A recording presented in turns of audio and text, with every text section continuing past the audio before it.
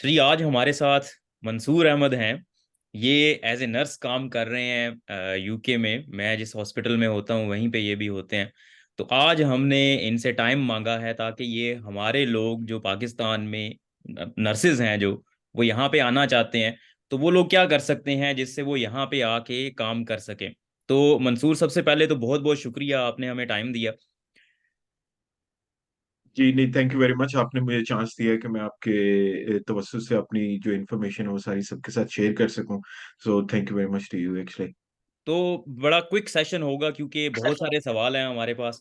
तो जल्दी जल्दी उनको जो है वो कवर करने की कोशिश करेंगे। ठीक है, तो सबसे पहले तो हमें ये बताएं कि क्या पाकिस्तान से नर्सेज यूके में आके काम कर सकते हैं या नहीं, इज इट लीगल? जी जी, बिल्कुल बिल्कुल आ सकते हैं। और ये सबसे बड़ा क्वेश्चन और सबसे पहला क्वेश्चन ही बहुत खूबसूरत है आपका।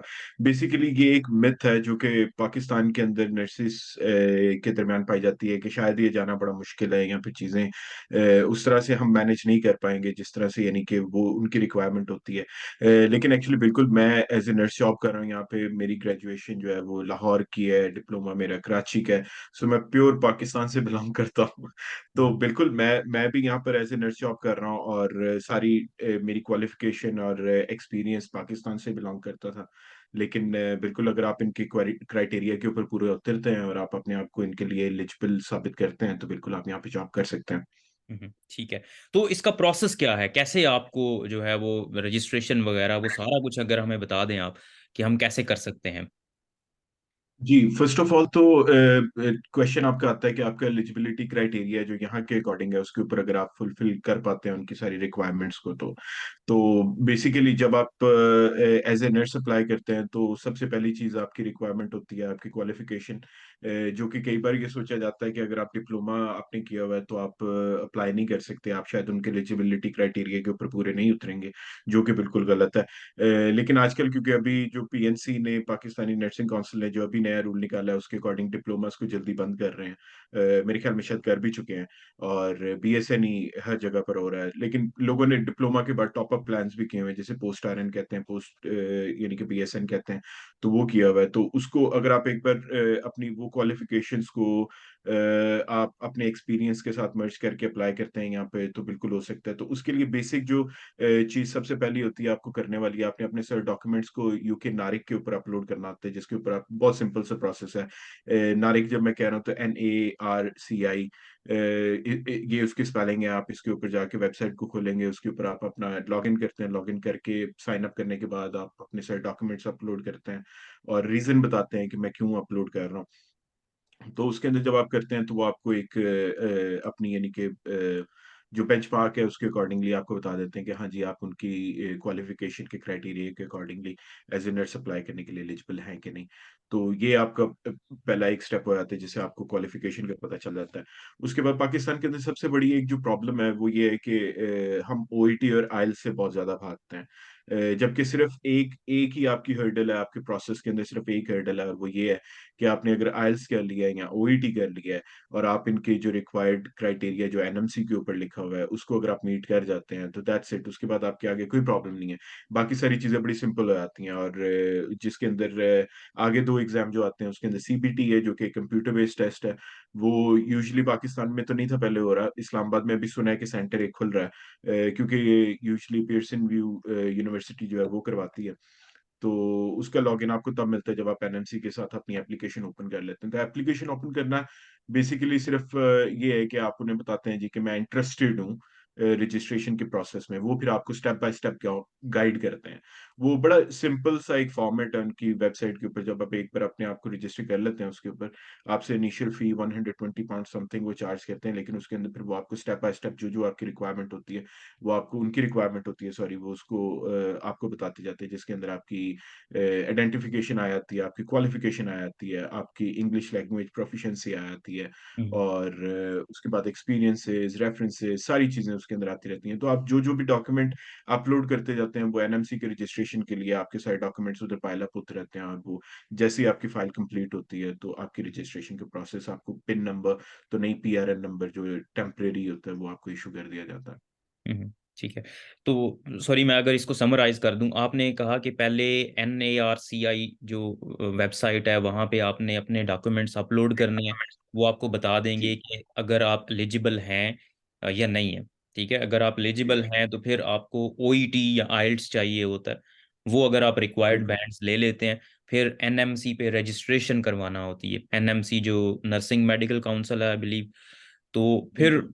वो आगे आपको गाइड करते हैं कि आगे आपके स्टेप्स कौन से हैं। वही वो जो CBT, इज इट CBT जो एग्जाम देते हैं? सीबीटी एग्जाम है, कंप्यूटर बेस्ड टेस्ट है। ठीक। और वो आपको पियर्सन व्यू के साथ रजिस्टर करके देते हैं एनएमसी वाले। ठीक है। रजिस्ट्रेशन आपको कर देते हैं, आपको पिन नंबर और यूजर नंबर जो है वो आपको यूजर नेम सेंड कर देते हैं उसका। फिर ठीक। आप उसके अगेंस्ट अप्लाई कर सकते हैं उसके लिए। ठीक तो वो भी सीबीटी भी जो है वो इतना कोई डिफिकल्ट नहीं है, इतना कोई मुश्किल नहीं है। It's just IQ level check करने के लिए आप कह सकते हैं, या फिर एक बंदे की कितनी यानी कि क्रिटिकल थिंकिंग है उसको देखने के लिए होता है। है। मेडिकल रिलेटेड ही क्वेश्चन होते हैं, लेकिन बहुत ज्यादा कोई यानी कि हम्म। डिफिकल्ट नहीं होते। बहुत ज्यादा आपसे कोई यानी कि मास्टर्स लेवल के क्वेश्चंस नहीं वो पूछते। बस एक सिंपल जो यानी कि चीजें वो सिर्फ आपको असेस कर रहे होते हैं कि आपकी कैपेबिलिटीज क्या हैं, आप कहाँ हम्म। तक सोच सकते हैं, चीजों को देख सकते हैं। ठीक है। तो इसमें कोई कोर्सेज वगैरह हैं या कोई बुक्स वगैरह हैं जहाँ से ये लोग तैयारी कर सके इस CBT एग्जाम की? जी, सीबीटी के एग्जाम के लिए आपको डाटा एनएमसी की वेबसाइट पे भी मिल जाता है। हम्म। और उसके अलावा एक बहुत ही खूबसूरत हैक जो मैंने यूज किया था और बहुत ही इजी था वो, एंड्रॉयड के ऊपर ऐप है। एप्पल, अगर आप iOS यूजर हैं उसके ऊपर आपके पास ऐप है, सीबीटी आप लिखते हैं वो ऐप आपके पास आ जाती है। और मेरे ख्याल में वो बहुत ही रेंडर और इजी इजी तरीके है। आप उसको यानी कि उसके अंदर डिफरेंट मॉक टेस्ट हैं आपके पास जिनको आप कर सकते हैं, एज ए मॉक कर सकते हैं। लेकिन है कि उसके अंदर सबसे मजे की चीज ये है कि अगर आप उसे एक क्वेश्चन का आंसर देने के बाद आप उसको स्किप कर देते हैं और आप कहते हैं कि जी मुझे रिजल्ट दिखा दो, तो वो जो 500 क्वेश्चंस का पूरा एक इनके मॉक टेस्ट होता है उसके वो रिजल्ट आपको दिखा देता है। तो हम्म। उसके अंदर आप क्वेश्चन के अगेंस्ट आंसर को लर्न करने के लिए आपको इजी हो जाता है, यानी कि बाकी के तीन जो ऑप्शंस हैं वो बिल्कुल गायब हो जाते हैं। तो करेक्ट आंसर ही आप रीड करते रहते हैं, लर्न करते रहते हैं, तो वो आपकी हम्म। एक अच्छी प्रिपरेशन हो जाती है। ठीक सो हो गया। इतना मुश्किल नहीं है टू बी ऑनेस्ट। जब मैंने उसकी प्रिपरेशन की थी तो मेरे ख्याल 1 week is good enough for you. अच्छा, जबरदस्त। तो इस सारे टाइम फ्रेम में ये जो डॉक्यूमेंट्स अपलोड किए, रजिस्ट्रेशन करवाई, इस सारे प्रोसेस में कितना टाइम लग जाता है? हाँ, ये एक बड़ा डिफिकल्ट क्वेश्चन है, क्योंकि अगर आप फुल टाइम इसके अगेंस्ट अप्लाई करते हैं तो may be you can achieve everything with in 6 months और 5 मंथ्स में भी। लेकिन अगर हम्म। आप जॉब जॉब कर रहे हैं, आपको अपनी जॉब के साथ साथ बाकी सारी चीजों को मैनेज करके सेकेंडरी पॉइंट पे अगर आप इसको लेके चल रहे हैं तो गुड 1 ईयर मे बी, हम्म। एक एक साल के अंदर अंदर आप ये सारी चीजें कर लेते हैं। क्योंकि इतना सिंपल चीजें एक्चुअली इनके अकॉर्डिंग तो चीजें बड़ी सिंपल हैं, क्योंकि यहाँ पे वो सारी चीजें प्रोवाइड की जाती हैं हम्म। ग्रेजुएट होने वाले को, या फिर जो भी कोई नर्सिंग कर रहा है उसको एक एक पेपर वर्क प्रोवाइड किए जाते हैं। लेकिन पाकिस्तान में कुछ अच्छी यूनिवर्सिटीज के अलावा बाकी जो डिप्लोमा स्पेशली कराने वाले स्कूल्स हैं या फिर कॉलेजेस हैं, वो आपको वो डॉक्यूमेंट्स प्रोवाइड नहीं करते जिसके अंदर आपके प्रैक्टिस सर्टिफिकेट्स हैं, उसके बाद कितने आवर्स की आपकी किस सब्जेक्ट की स्टडी थी, क्रेडिट शीट है, वो नहीं प्रोवाइड की जाती। तो कई बार अगर आपके पास कुछ डॉक्यूमेंट्स मिसिंग है तो उनको अरेंज करने में आपको काफी ज्यादा टाइम लग जाता है। लेकिन हम्म। एक साल के अंदर अंदर अगर आप सेकंड ऑप्शन यानी कि लेके चल रहे हैं जॉब के अलावा, जॉब के साथ अगर आप कर रहे हैं तो फिर आप एक साल के अंदर ये अचीव कर लेते हैं। लेकिन एक अगर आप फुल टाइम इसी के ऊपर हैं तो 6 महीने 5 महीने के अंदर आप इसे कर सकते हैं सारा कुछ। ठीक है। तो इस पे टोटल एक्सपेंसेस कितने आ जाते हैं, कितने पैसे लग जाते हैं इस पूरे प्रोसेस में? जी, एक्सपेंसेस की मद में जो आपको इनिशियली पे करना होता है, आपको एनएमसी की फर्स्ट रजिस्ट्रेशन जो आपने स्टार्ट की है जब एप्लीकेशन, हम्म। उसकी फी पे करनी होती है जो 120 पाउंड्स के करीब है। लेकिन अभी रिवीजन होने वाली है फी की, लेकिन बहुत ज्यादा भी बढ़ेगी, 10-20 रुपए और बढ़ जाएगी। तो 120 पाउंड्स आपको वो इनिशियली पे करने पड़ते हैं। उसके बाद आपको आपके आइल्स की कॉस्ट या ओईटी की कॉस्ट है, वो डिपेंड आप पे करता है आप कितनी बार के अंदर उसे क्लियर कर लेते हैं। लेकिन सबसे बड़ी मेन हर्डल आपकी वही है, एक बार आपने उसे अचीव कर लिया उसके बाद अनटिल और अनलेस आप आने का इरादा अपना तरक नहीं करते, आप रुक नहीं सकते, कोई आपको रोक नहीं सकता। अगर आपके साथ डॉक्यूमेंटेशन जो है वो हम्म। लेजिट है तो आपको कोई भी नहीं रोक सकता उसके बाद। तो उसकी ओईटी की फीस है, आइल्स की फी है। ओईटी जरा थोड़ा एक्सपेंसिव हो जाता है, आइल्स मेरे ख्याल में 120-130 रुपए के, वो भी 120-130 पाउंड का, सॉरी, उसकी भी कॉस्ट इसी तरह से है। उसके बाद अगला जो आपकी कॉस्ट आई थी वो यूके नारिक की आई थी। यूके नारिक के ऊपर आपको तकरीबन कोई 200 कुछ पाउंड पे करना पड़ता है। तो हम्म। इन टोटल आपका कोई 500 पाउंड्स के करीब आपकी इनिशियल इन्वेस्टमेंट बन जाती है जो ठीक आपने है। करनी होती है। हम्म। लेकिन इसके अंदर गुड गुड थिंग ये है कि जब आप यहाँ पे अपने एम्प्लॉयर के पास आ जाते हैं जॉब के पास, तो इस जॉब के लिए, तो जितनी भी पेमेंट्स आपने की होती हैं उसके बाद की भी, यानी कि एनएमसी की आपने 3 पेमेंट्स करनी होती हैं, इनिशियल पेमेंट, लास्ट पेमेंट और मिडिल पेमेंट, तीनों की तीनों आपको रीइंबर्स हो जाती हैं। ओईटी और आइल्स के भी पैसे आपको रीइंबर्स हो जाते हैं। उसके बाद यूके नारिक के भी पैसे आपको रीइंबर्स हो जाते हैं। तो आपका अच्छा। बेसिकली एट द एंड आपके पास कुछ भी, आपने पे कुछ भी नहीं किया था। जबरदस्त जबरदस्त।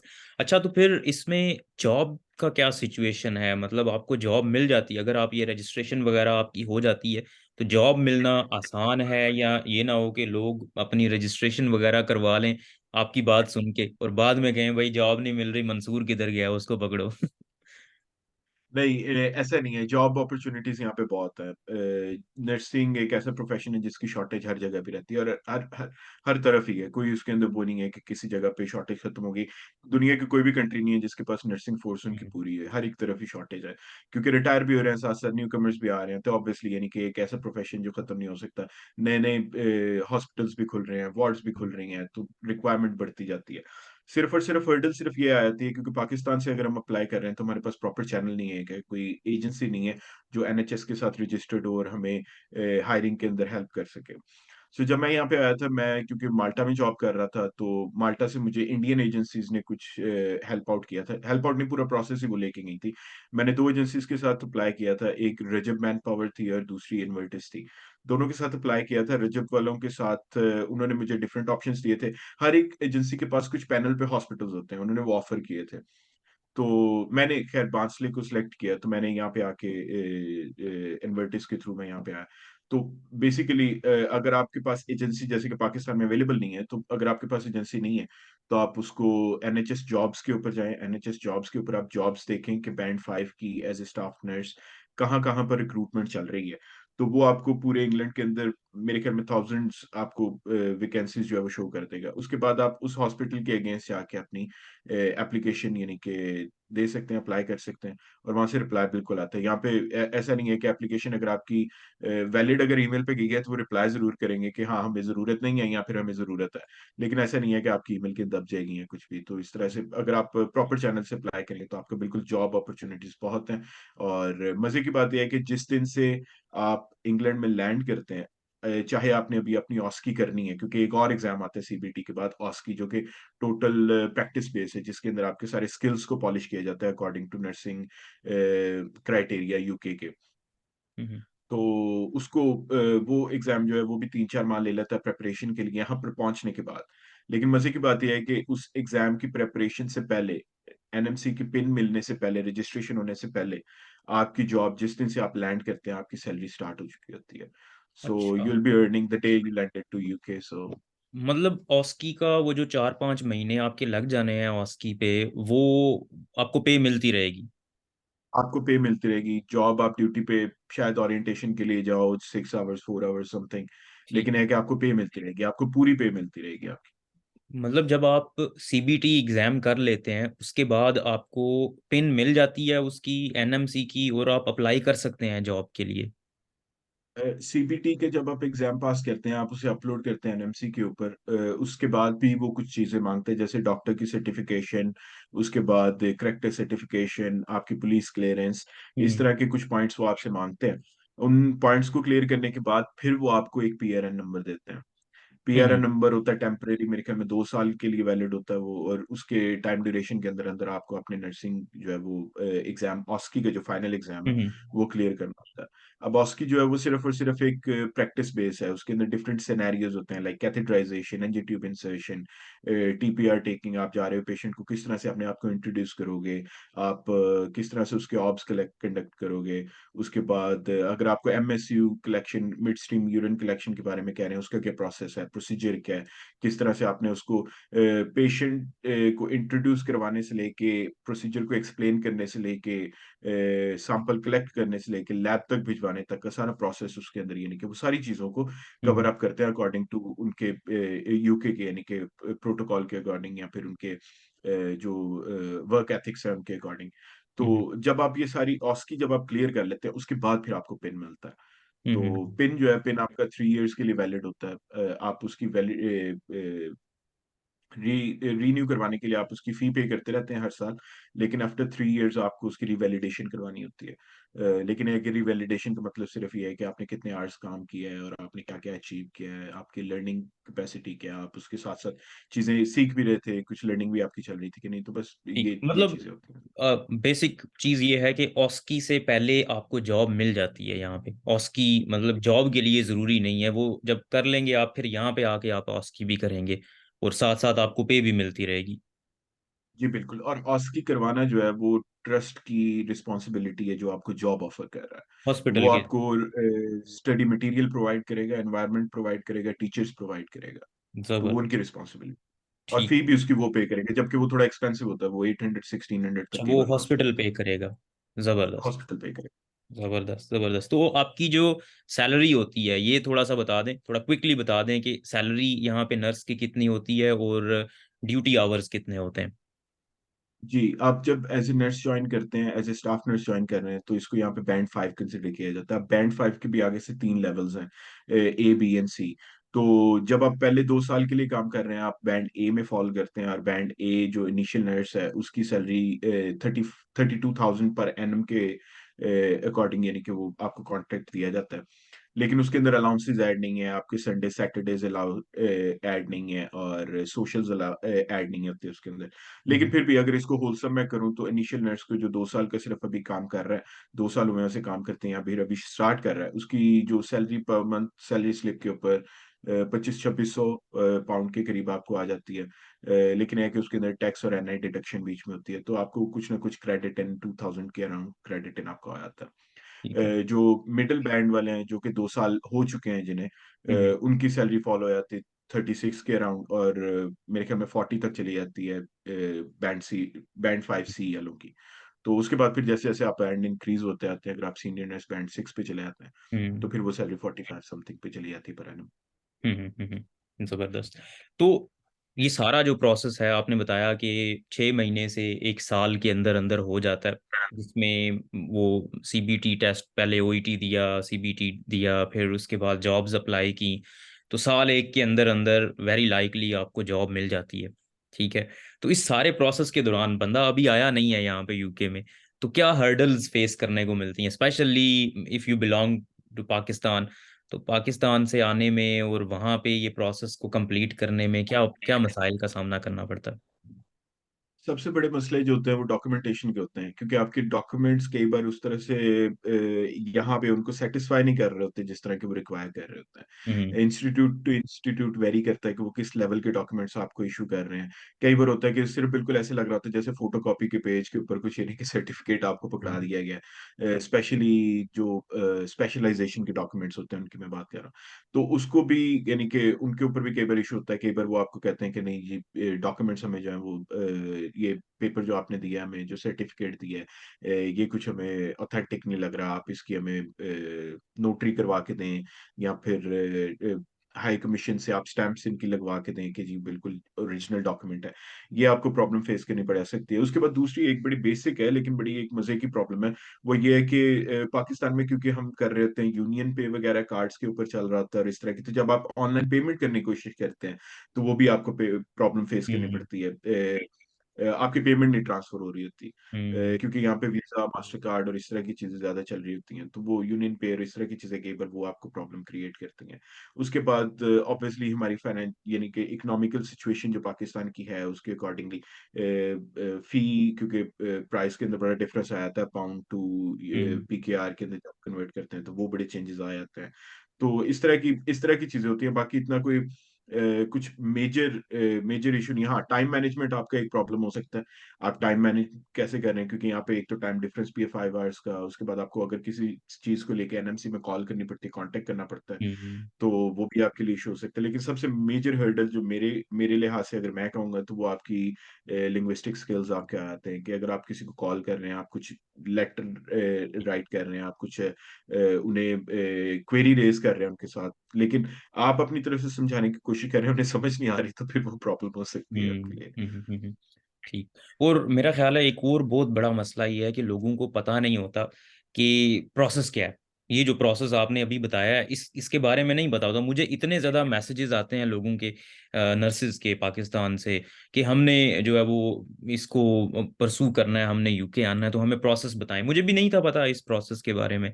तो नर्सिस जो इंडिया से लोग हैं वो मुझे कभी भी अप्रोच नहीं करते, मतलब वो भी फॉलो करते हैं इस पेज को, लेकिन कभी किसी ने अप्रोच नहीं किया कि हमें बताओ कि इंडिया से हमने इधर आना है। क्योंकि उनके पास डेफिनेटली, जैसे आपने कहा, कि बहुत सारी एजेंसीज हैं जो काम कर रही हैं, उनको हायर कर रही हैं, तो इसी वजह से उनके लिए बड़ा स्मूथ प्रोसेस है। लेकिन फिर भी अगर आप में से जो नर्सेज हैं वो आना चाह रहे हैं यहाँ पे, तो मंसूर महमूद का एक चैनल भी है यूट्यूब पे, तो ये आपको वहाँ से भी गाइड कर सकते हैं। लिंक मैं आपको नीचे दे दूंगा। और ये तो मेरा ख्याल है कि ये भी सोच रहे हैं कि कोई आप लोगों के लिए एक कोर्स भी छोटा सा डिवाइस करें, जिससे आपको गाइड किया जा सके कि आप कैसे आ सकते हैं, पूरे प्रोसेस के बारे में, जहाँ जहाँ पे हर्डल्स होती हैं उनके बारे में गाइड किया जा सके। तो वो भी पाइपलाइन में है, राइट मंसूर? बिल्कुल ऐसे तो ही, बिल्कुल ऐसे पाइपलाइन है। हाँ। जी, उसके लिए बस चीजें थोड़ी सी फॉर्म करनी अभी बाकी हैं। कोशिश कर रहे हैं कि उन्हें, क्योंकि बेसिकली आपको फुल टाइम इसके ऊपर इन्वेस्ट करना पड़ता है, जो अभी ड्यूटी के साथ हो नहीं पाता। तो हम्म। इसलिए, लेकिन अभी उसको पाइपलाइन में रखा हुआ है, बिल्कुल उसे जल्द से जल्द स्टार्ट करेंगे। और एक चीज मैं ऐड करता चलूं, जैसे आप बता रहे थे कि इंडियंस ने कभी क्वेश्चन नहीं किया, तो उसकी एक रीजन ये है क्योंकि मेरे बहुत ज्यादा, यानी कि अब मैं जिस वार्ड में काम कर रहा हूँ, उस वार्ड के अंदर सिर्फ मैं ही अकेला एक पाकिस्तानी नर्स हूँ, बाकी सारे के सारे इंडियन है। तो उनसे, क्योंकि कोलीग्स हैं, कभी उनसे बात भी इस बारे में होती किस तरह से आपने प्रोसेस किया। और जब मैं आया था तो 10 का एक बैच था जो हमारा कॉर्ड था, 10 का बैच था, जिसके अंदर से एक मैं पाकिस्तानी था, बाकी सारे के सारे नर्सेज जो थे वो केरला से, इंडिया से थे। तो जब उनसे बात करते हैं तो वो एक चीज के बारे में बताते हैं जो कि उनके एजुकेशन सिस्टम की यानी कि खूबसूरती है। वो ये, जब उनका फाइनल ईयर चल रहा होता है तो तब उनका प्रॉपर एक सब्जेक्ट होता है जिसके अंदर उनके टीचर्स उन्हें गाइड कर रहते हैं कि आपने अपने करियर को किस तरह से आगे लेके चलना है, जिसके अंदर वो आपको ये भी बताते हैं, अगर आप ऑस्ट्रेलिया जाना चाहते हैं आपको ये चीजें करनी होंगी, ये प्रोसेस होगा, अगर आप यूके जाना चाहते हैं आपका ये प्रोसेस होगा, यूएस जाना चाहते हैं ये प्रोसेस होगा। तो हम्म। आपका एक फाइनल स्टेप पे जब आप अपने पीक पे होते हैं, आपका एड्रेनलिन फुल रश कर रहा होता है कि हाँ विद इन मंथ और टू मैं एक नर्स बन जाऊंगा और मैं बिल्कुल ही दुनिया को पलट के रख दूंगा। उस हम्म। लेवल पे आप होते हैं, तो आपको उस टाइम पे उन चीजों के बारे में बताया जाता है, जिन जिन चीजों से आपके करियर को बूस्ट मिल सकता है। तो हम्म। ये बिल्कुल भी हमारे वहाँ पे पाकिस्तान के अंदर बिल्कुल भी नहीं होता, ना डिप्लोमा लेवल पे ना ग्रेजुएशन लेवल पे, बिल्कुल हम्म। भी नहीं होता। तो ये उनका एडवांटेज है कि उनको वहां से निकलने से पहले, अपने स्कूल से निकलने से पहले पता होता है कि अगर मैं करियर वाइज अब्रॉड में कहीं पे यानी कि उसको सिलेक्ट करता हूँ तो मैं ये चीजें करनी है।